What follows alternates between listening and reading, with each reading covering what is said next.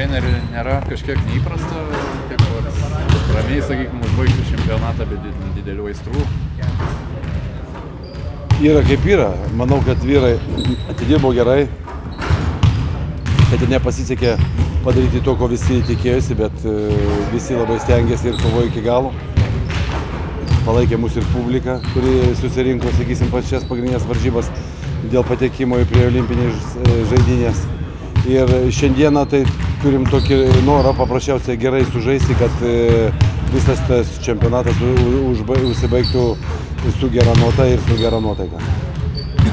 O kaip manote, ar šita komanda dar susirinks panašios sudėties, sakykime, kovoti dėl olimpinio kelialapio, ar laukia jos permainos? Žinot, kada baigėsi varžybos, iš karto kalbėti apie rytdieną kažkaip neišeina. Netgi žaidėjai turbūt apie tai net neprimtų tokios informacijos dabar suka. Aš manau, kad visiems su visais bus kalbama ir derinamasi ir aš manau, kad kitais metais turėtų susirinkti vis tiek patys geriausi, kurie gerai žaidžia, kurie gerai savo čempionatuose žaidžia ir aišku visi tie, kurie ir veržiasi į rinką. Galbūt rungtynėse su Graikija daugiau rungtyniaus tie krepšininkai, kurie mažiau gavo minučių čempionate.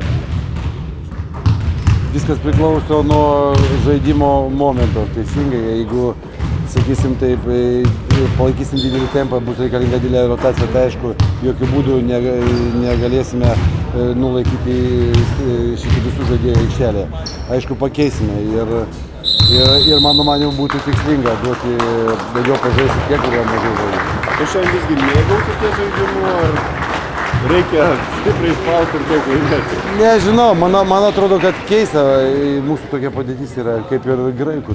Vieta, sakysim, taip, nieko daug nereiškia, o žaisti ir vieniem ir kitiem reikia. Kiek žinau, kad graikų treneris sakė, kad jis mėgausis varžybom ir pabandysime ir mes tą patį padaryti. Ačiū, sėkmės.